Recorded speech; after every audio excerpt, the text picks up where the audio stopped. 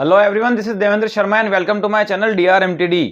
दोस्तों, आज हम स्टार्ट करने वाले हैं एक एग्जांपल। उससे पहले हम थोड़ा सा बेसिक कंसेप्ट समझेंगे। दोस्तों, इस चैप्टर के अंदर हम क्वाड्रेटिक इक्वेशन के बारे में पढ़ रहे हैं और आप सब जानते हैं अगर कोई भी क्वाड्रेटिक इक्वेशन होती है, हमें यहाँ पर एक क्वाड्रेटिक इक्वेशन लेट करते हैं। Suppose 2x² plus 3x plus 4 equals to 0, ये हमारी क्वाड्रेटिक इक्वेशन है।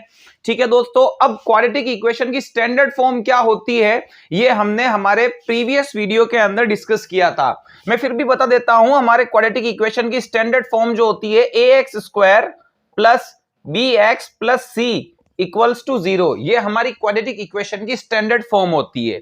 ठीक है दोस्तों, अब इसके अंदर हम ये जानेंगे जो भी क्वाड्रेटिक इक्वेशन होती है, क्या उन सभी क्वाड्रेटिक इक्वेशन का जो मेथड है वो हम उनमें फैक्टराइजेशन मेथड अप्लाई कर सकते हैं? क्या सभी क्वाड्रेटिक इक्वेशन के अंदर जो मिडिल टर्म है क्या उसको स्प्लिट किया जा सकता है? तो कभी कभी दोस्तों कंडीशन ऐसी आती है कि कुछ क्वाड्रेटिक इक्वेशन को हम फैक्टराइजेशन मेथड से सॉल्व नहीं कर सकते, यानी कि उनकी जो मिडिल टर्म्स होती है उनका स्प्लिटिंग पॉसिबल ही नहीं होता है। तो फिर दोस्तों उनके लिए क्या होता है, एक फॉर्मूला होता है जिसे हम क्वाड्रेटिक फॉर्मूला कहते हैं या फिर श्रीधर आचार्य फॉर्मूला बोला गया है।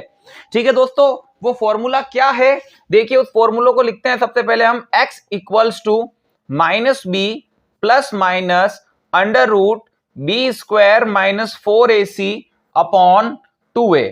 ठीक है दोस्तों, यहां पर ये जो a b c ये सब क्या चीजें हैं? देखो दोस्तों, सबसे पहले हम इन दो क्वाड्रेटिक इक्वेशन और इसकी स्टैंडर्ड फॉर्म को कंपेयर करते हैं। अगर आप इन दोनों को कंपेयर करोगे तो यहां पर x² का जो कोएफिशिएंट होता है उसे हम a से रिप्रेजेंट करते हैं, x का जो कोएफिशिएंट होता है उसे हम b कहते हैं, और जो सबसे लास्ट वाली टर्म होती है कांस्टेंट टर्म उसे हम c कहते हैं। ठीक है दोस्तों, तो ये वो फॉर्मूला है जिससे आप किसी भी क्वाड्रेटिक इक्वेशन को सॉल्व कर सकते हो। मगर दोस्तों इसके अंदर ये जो b² माइनस 4ac होता है इसे हम बोलते हैं डिस्क्रिमिनेंट। क्या बोलते हैं दोस्तों? डिस्क्रिमिनेंट।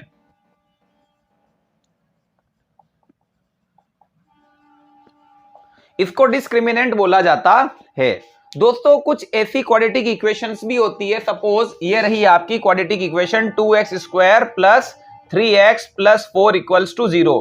क्वाड्रेटिक इक्वेशन को सॉल्व करने का मतलब क्या होता है? क्वाड्रेटिक इक्वेशन को सॉल्व करने का मतलब ये होता है कि x की ऐसी वैल्यू ऑब्टेंड कीजिए जिसको इस इक्वेशन में पुट करने पर उस क्वाड्रेटिक इक्वेशन का आंसर क्या ऑब्टेंड हो? 0 ऑब्टेंड हो। और हम सब जानते हैं किसी भी क्वाड्रेटिक इक्वेशन को सॉल्व करने पर यानी कि x की जो वैल्यू होती है वो 2 ऑब्टेंड होती है, यानी कि नंबर ऑफ आंसर उसमें 2 होते हैं, क्योंकि क्वाड्रेटिक इक्वेशन की डिग्री कितनी होती है? 2 होती है। लेकिन क्या जितनी भी क्वाड्रेटिक इक्वेशन है उनका सॉल्यूशन पॉसिबल है? क्या सभी क्वाड्रेटिक इक्वेशन के लिए x की वैल्यू ऑब्टेंड होनी ही चाहिए? तो दोस्तों कुछ ऐसी क्वाड्रेटिक इक्वेशन भी होती है जिनका सॉल्यूशन पॉसिबल नहीं होता है। तो उसके लिए फिर हम कैसे पहले फाइंड करेंगे इस क्वाड्रेटिक इक्वेशन का सॉल्यूशन पॉसिबल नहीं होगा? तो उसमें दोस्तों हमारी हेल्प करता है ये डिस्क्रिमिनेंट। तो सबसे पहले हमें डिस्क्रिमिनेंट फाइंड करना चाहिए। b² माइनस 4ac की वैल्यू फाइंड करनी चाहिए। अगर b² माइनस 4ac की वैल्यू 0 से ग्रेटर है, 0 से अगर ग्रेटर है तो उस क्वाड्रेटिक इक्वेशंस के रूट्स निकलेंगे और डिफरेंट निकलेंगे, अलग अलग निकलेंगे। तो इस कंडीशन को बोलते हैं दोस्तों, इस कंडीशन में जो रूट्स होते हैं वो रियल होते हैं और क्या होते हैं? डिफरेंट होते हैं। क्या होते हैं? डिफरेंट।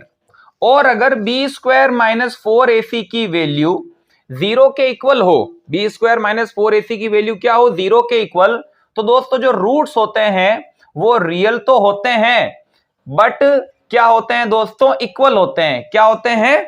इक्वल। जैसे अगर आप इस क्वाड्रेटिक इक्वेशन को सोल्व करना चाहते हो उससे पहले आप डिस्क्रिमिनेंट फाइंड करते हो, b² माइनस 4ac की वैल्यू फाइंड करते हो, और अगर आपको b² माइनस 4ac की वैल्यू 0 मिलती है तो इस क्वेश्चन के अंदर जो x की वैल्यू होगी वो इक्वल ऑब्टेंड होगी, यानी कि जो एंड में हम दो रूट्स निकालते हैं वो दोनों रूट्स इक्वल निकलेंगे। नेक्स्ट है दोस्तों हमारे, अगर b² माइनस 4ac की वैल्यू 0 से छोटी मिलती है यानी कि लेस देन 0 होती है, मतलब नेगेटिव में कुल मिला के, तो वहां पर जो रूट्स होंगे, रूट्स आर नॉट रियल। वो रूट्स क्या होंगे? रियल नहीं होंगे और उस क्वाड्रेटिक इक्वेशन को आगे सॉल्व करने की जरूरत भी नहीं होती है। इस कंडीशन को कहते हैं दोस्तों नेचर ऑफ रूट्स। क्या कहते हैं?